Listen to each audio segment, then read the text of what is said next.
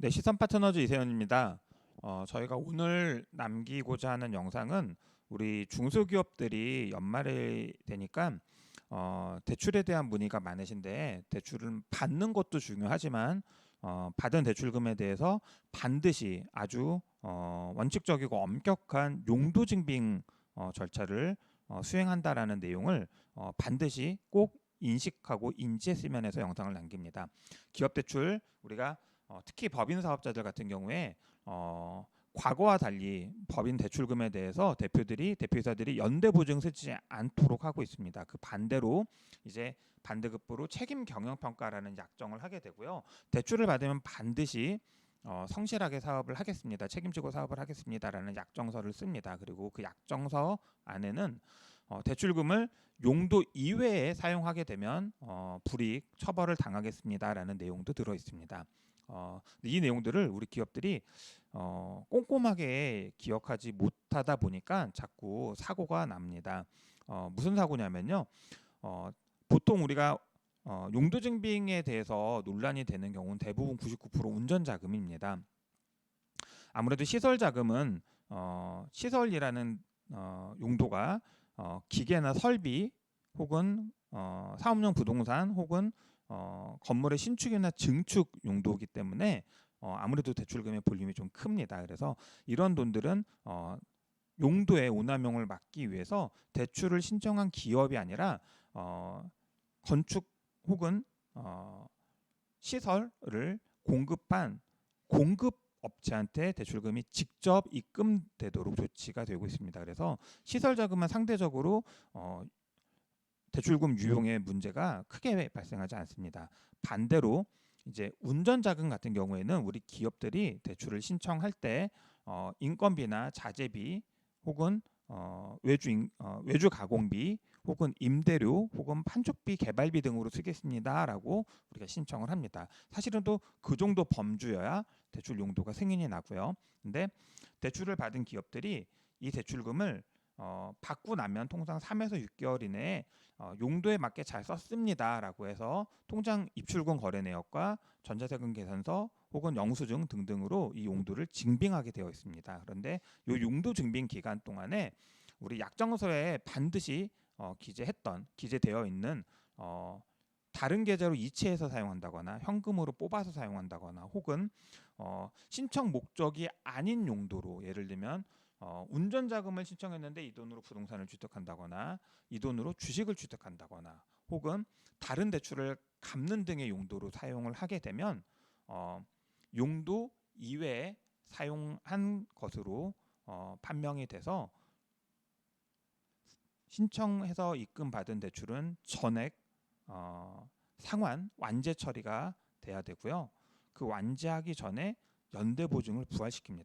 그러니까 무슨 얘기냐면 못 갚게 되면 정상적으로 사업을 했는데도 대출을 못 갚는 업체들은 연대 보증을 쓰지 않기 때문에 대표이사가 책임을 지지 않지만 이렇게 대출금을 신청했다가 용도 이외에 사용한 것으로 문제가 된 기업은 먼저 대표이사의 연대 보증을 부활시키고 그 다음에 완제 처리토록 하고 있습니다. 그래서 기업이 완제하지 못하면 대표이사가 대출금에 대해서 연대에서 책임지도록 하고 있고요. 뭐 빌렸던 돈 갚으면 땡이지 이렇게 생각하실 수 있겠지만 이렇게 자금 유용 혹은 용도 외 사용 혹은 책임 경영 평가 위반 기업으로 우리 금융기관 전산망에 공동으로 이렇게 등재가 됩니다. 그래서 기업에 따라 그러니까 대출을 지원했던 기관에 따라 다르겠지만 통상 1년에서 5년 동안 완제 이후 1년에서 5년 동안 신규 대출 취급을 제한합니다. 당연히 받은 대출을 상환하는 것도 있지만 신규 대출이 제한이 되기 때문에 우리 기업들이 생각보다 1년에서 5년 동안 내가 대출을 받지 못하고 사업해야 된다라고 생각해 보시면 굉장히 심각하고 중체대한 문제가 될 수 있습니다. 그래서 이 부분을 반드시 기억하셔서 연말이 되면 우리 기업들이 제가 이 말씀을 왜 드리냐면 중소기업들이 뭐 이런저런 유동성이 필요해서 대출을 신청했다가 그게 입금되고 나면 당연히 뭐 우리 용도에 맞게 인건비나 외주비나 자재값으로 쓰기도 하지만 예를 들면 대표들이 법인에다 넣었던 가수금을 상환한다거나 혹은 밀어놨던 주주들에 대한 배당을 한다거나 혹은 임원들한테 보너스를 지급하거나 혹은 이 돈으로 시설 자금에 사용한다거나 자기 주식을 취득하거나 아니면 다른 회사의 주식을 취득하는 규정상 하면 안 되는, 우리 이 대출을 받은 기간 동안에는 하지 않기로 했던 행위들을 인지나 경험이 부족해서 그렇게 대출금 용도증빙 계좌에 흔적들을 남겨서 그것 때문에 대출금을 완제 상환 조치되고 상당히 오랜 시간 동안 신규 대출을 받지 못하는 상태에 봉착하는 경우들이 생각보다 빈번히 일어납니다. 그래서 우리 기업들이 운전자금으로 신청한 대출들에 대해서는, 그건 개인 사업자도 마찬가지입니다. 용도 이외 사용으로 처벌되지 않도록 대출금을 용도증빙해야 되는 3에서 6개월 동안은, 원칙은 이 책임경영 평가 기간이 대출을 완납할 때까지 있기 때문에 될 수 있으면 대출을 사용하는 동안은 이런 대출금을 용도 이외에 사용했다라는 흔적이 남지 않게 하시는 게 좋고, 최소한 적어도 대출금 신청하고 용도 증빙을 하는 3에서 6개월, 길게는 1년 사이에는 이 대출금으로 주식을 사거나 부동산을 사거나 다른 대출을 갚거나 혹은 현금을 인출해서 쓰거나 용도 이외에 사용하거나 다른 회사에 대여해 줬다는 용도 이외 유용으로 문제될 근거를 남기지 않으셨으면 해서 영상을 남깁니다.